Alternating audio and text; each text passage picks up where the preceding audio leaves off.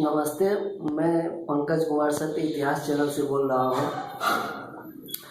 कल तारीख 30/7/2021 को जबकि सुप्रीम कोर्ट में सुनवाई हो रही थी, बंगाल में जो हिंसा हुई और जो सैकड़ों हिंदू मारे गए जिन्होंने भारतीय जनता पार्टी को वोट दिया था और लगभग 7,000 हिंदू स्त्रियों को बलात्कार किया गया था उन जिहादी मुल्लों के द्वारा, जो कि तृणमूल कांग्रेस के समर्थन से वैचारिक क्रियाकलाप ये कुकर्म कर रहे थे। तो उस पर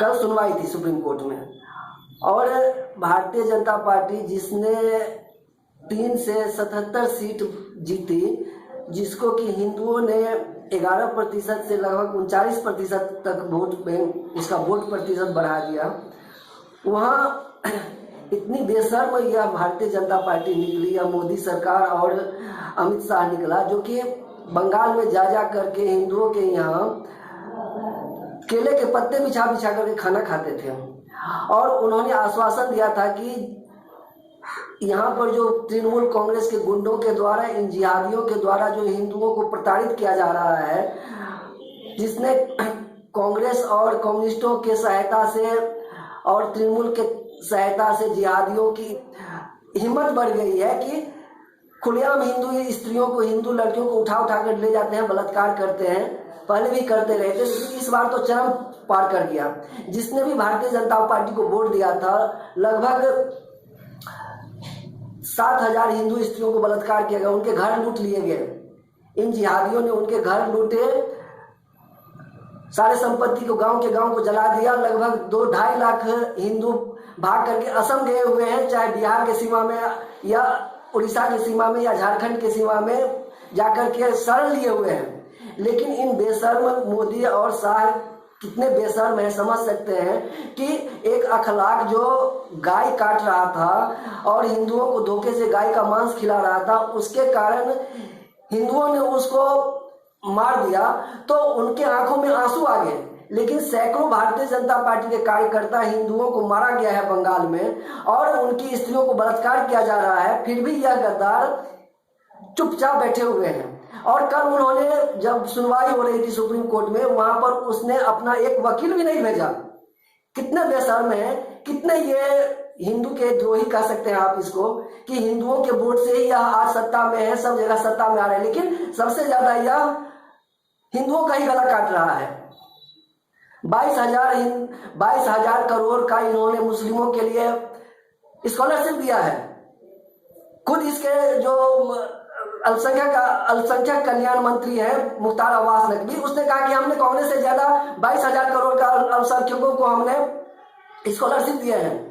3.5 करोड़ मुस्लिम छात्रों को इन्होंने स्कॉलरशिप दिया है। मुसलमान यदि IAS करना चाहते हैं और उसके लिए कोचिंग करना चाहते हैं तो उसके लिए फ्री ट्रेनिंग की व्यवस्था की है मोदी सरकार ने। और हिंदुओं के लिए ठन गोपाल, हिंदुओं से टैक्स लो, सारा वोट हिंदुओं से लो, लेकिन हिंदुओं का ही गला काटते रहो। ये भी गांधी के रास्ते पर चलते हुए यूनान ने कहा कि आप अपने एक मनीषी का हमको मूर्ति दीजिए। इन्होंने गांधी का मूर्ति पहुंचा दिया यूनान में, और यूनान वाले कहने लगे कि हमको गांधी की मूर्ति नहीं चाहिए।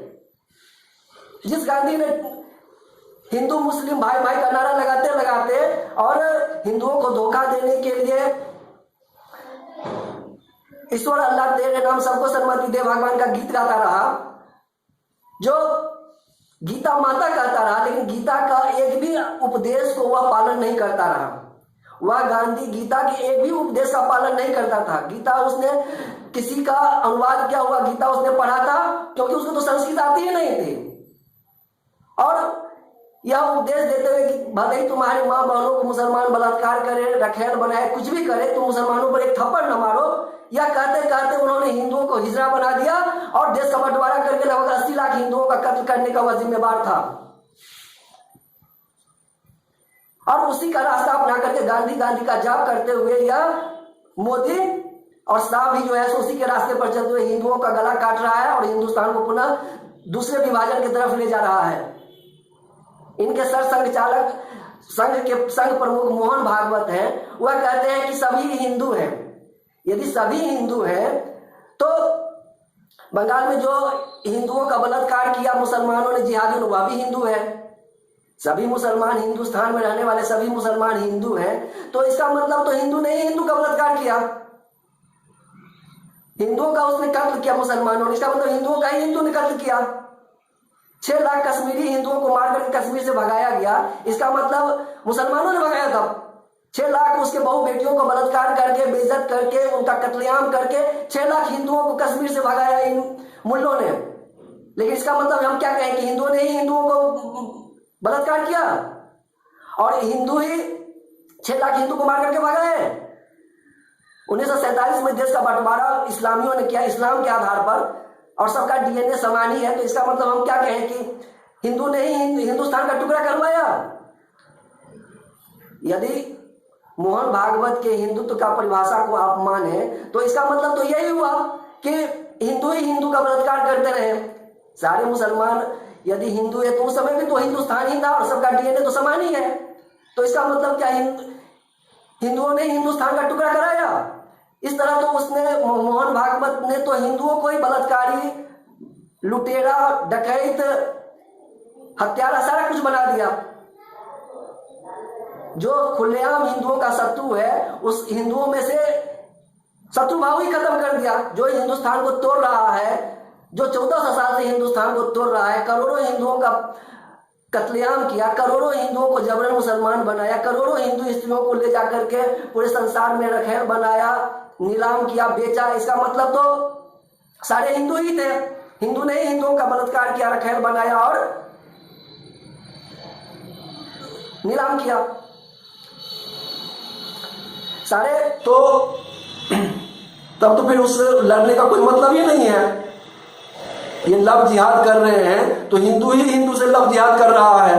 ये मुसलमान हिंदू लड़कियों को उठा करके ले जा रहे हैं। रामलाल जो इनके प्रचारक थे उत्तर प्रदेश में, उन्होंने, उनके भतीजी ने मुसलमानों से शादी किया, और यह कैसा प्रचारक था जो कि सारे भारतीय जनता पार्टी के मंत्रिमंडल को ले जाकर के उसके बाराती में ले गया। खाली योगी जी नहीं गए, लेकिन सबको यह बाराती में ले गया। तो इसका मतलब तो यह प्रोत्साहित कर रहा है कि तो सारे हिंदू लड़की जो है मुसलमानों से शादी करो। यह लव जिहाद का भी यह बढ़ावा दे रहा है। क्या कैसा यह हिंदुओं का रक्षक है, कैसा यह हिंदुओं का संगठन है। शर्म आती है ऐसे हिंदुओं के संगठन पर। और हम सावरकर जी के हिंदुत्व के परिभाषा को मानते हैं, जो इस देश में जिसका कर्म भूमि है, जन्मभूमि है, और उससे भी बढ़कर जिसका पुण्य भूमि है हिंदुस्तान, जो भारत माता का जयकारा लगाता है, वही हिंदू हो सकता है। और यह अनुशासन के नाम पर कुछ भी बकवास कर दे, कुछ भी बकबक कर दे और उसको कोई मान ले, ऐसा नहीं हो सकता है। यह हिंदुस्तान सारे हिंदुओं का, पूरे हिंदुओं का ठेका यह मोदी और आरएसएस के सर संचालक ने नहीं ले लिए हैं। सारे हिंदुओं को खुद ही जागना पड़ेगा। हिंदुओं का कोई नहीं है। कांग्रेस, कम्युनिस्ट, सपा, बसपा, ममता, अखिलेश, शरद पवार, शिवसेना, लालू, डीएमके, ये सारे तो हिंदू द्रोही हैं। सारे तो हिंदुओं को खत्म करने में लगे ही हुए हैं। लेकिन जिनको पूरा आशा से हिंदुओं ने वोट दिया था इस भारतीय जनता पार्टी को, या भी हिंदुओं के जड़ खोदने में लगे हुए हैं।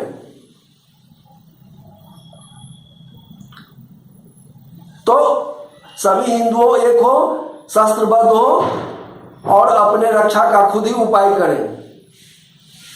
इन बेशर्मों, इन गद्दारों से हिंदुओं का रक्षा नहीं हो सकता। बस ये वोट लेकर के सत्ता का ऐश मौज मनाएंगे और उन जैसे हिंदुस्तान का टुकड़ा कांग्रेस ने करवाया, पुनः उसी की तरफ ये ले जा रहे हैं।